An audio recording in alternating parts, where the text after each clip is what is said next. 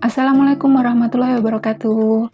Bapak Ibu guru hebat, kali ini saya Bu Yuli akan mencoba untuk memaparkan mengapa kurikulum berubah. Jadi kali ini kita akan belajar tentang kurikulum. Sebelumnya, coba Bapak Ibu guru hebat ingat kembali. Apakah perilaku murid kita saat ini sama dengan perilaku murid di masa kita dahulu menjadi murid?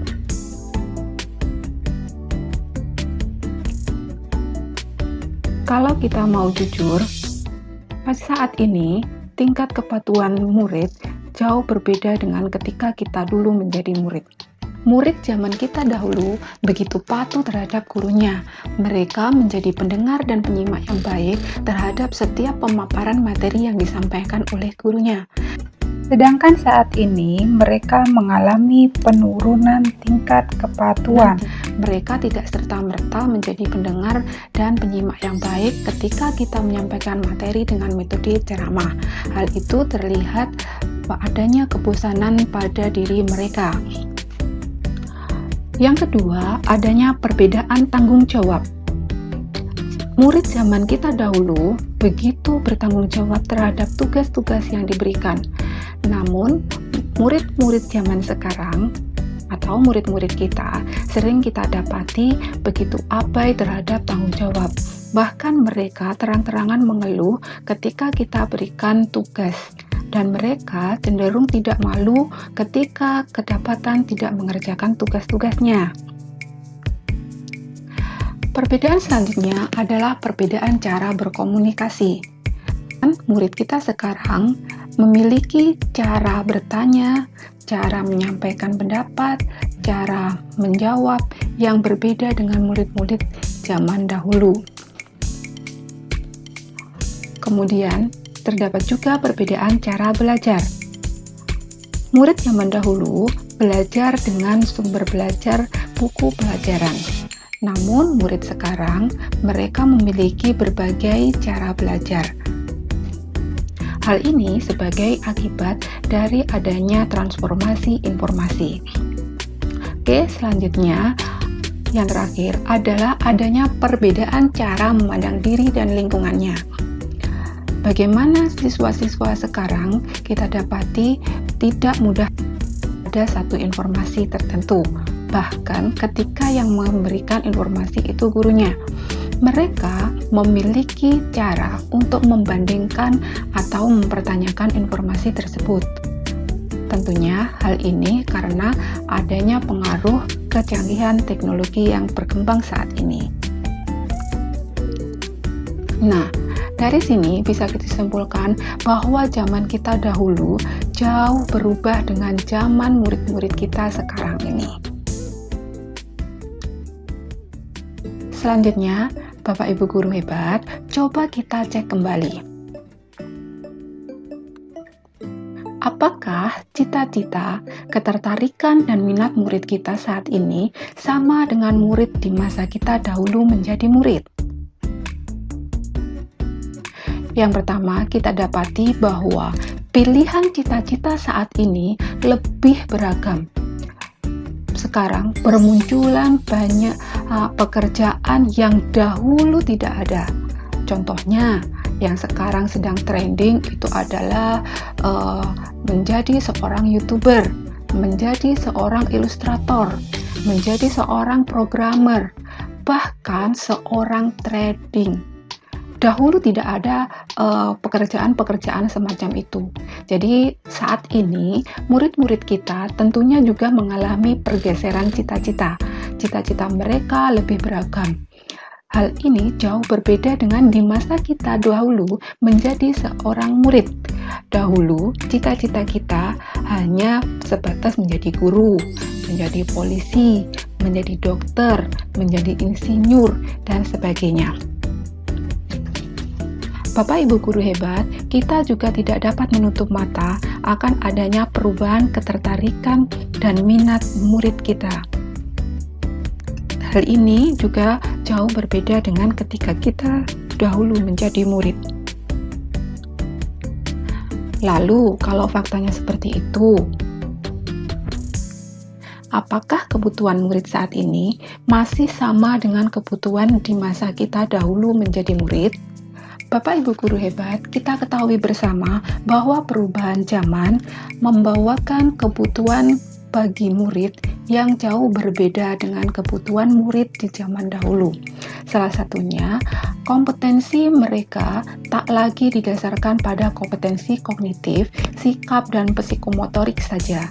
Namun, mereka saat ini juga harus memiliki value atau nilai.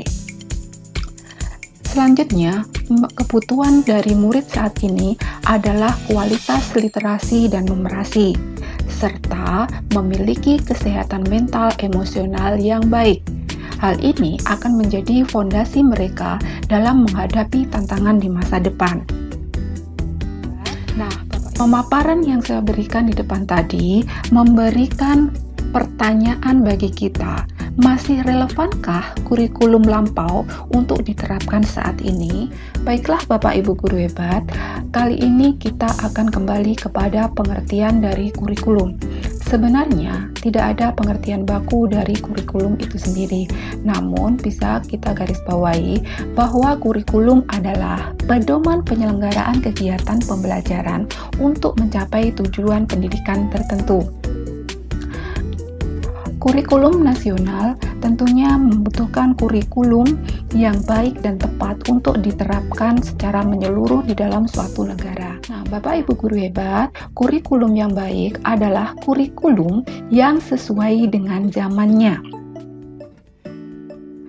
Bagaimana zaman yang kita hadapi saat ini? Saat ini kita mengalami zaman yang namanya zaman transformasi digital. Kemudian baru-baru ini kita dihadapkan pada pandemi COVID-19. Lalu bagaimana K13 bila dikaitkan dengan efek pandemi tersebut? Efek pandemi diantaranya adalah adanya percepatan digitalisasi pendidikan. Kemudian adanya perubahan penyelenggaraan pembelajaran dari tatap muka ke pembelajaran jarak jauh. Kemudian tidak dapat kita pungkiri bahwa pembelajaran selama pandemi tidak dapat terselenggara secara optimal karena adanya beberapa faktor. Di antaranya adalah masih rendahnya penguasaan teknologi baik oleh guru maupun siswa. Kendala selanjutnya adalah keterbatasan jaringan internet.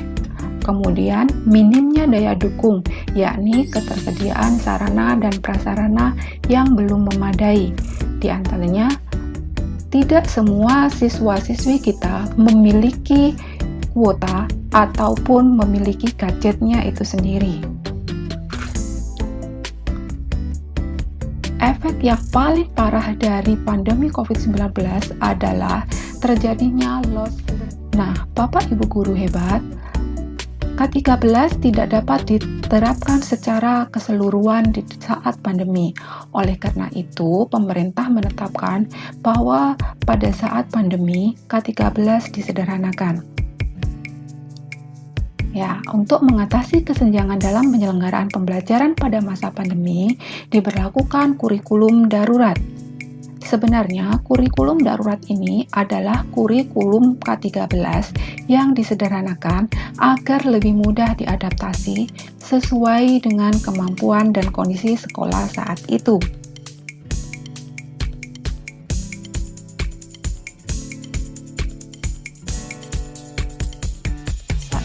Dan kita materi akan pun menghadapi yang namanya materi esensial saja yang diberikan kepada siswa. Bisa kita garis bawahi bahwa pandemi COVID-19 menunjukkan pada kita bahwasanya kurikulum tidak bersifat baku, melainkan bersifat dinamis.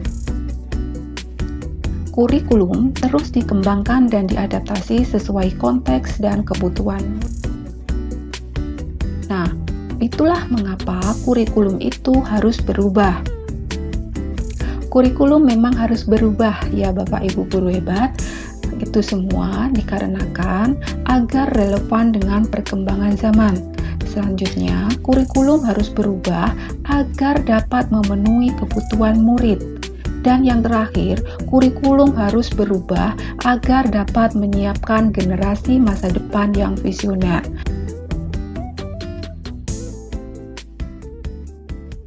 Bapak Ibu guru hebat, setelah menyimak pemaparan tadi, setujukah Anda jika kurikulum itu memang harus berubah? Dan siapkah Bapak Ibu semuanya untuk terlibat dalam perubahan tersebut?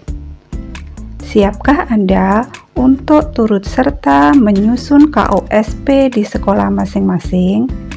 Dan siapkah Anda untuk merancang pembelajaran yang berpihak pada murid sesuai dengan kurikulum merdeka yang diterapkan saat ini? Baiklah Bapak Ibu guru hebat, setelah menyimak pemaparan materi di depan tadi, alangkah baiknya jika Bapak Ibu guru memberikan tanggapannya. Untuk itu, silakan Bapak Ibu guru memberikan tanggapan refleksinya melalui link yang saya bagikan di deskripsi dari video ini. Yang tadi Bapak Ibu guru hebat,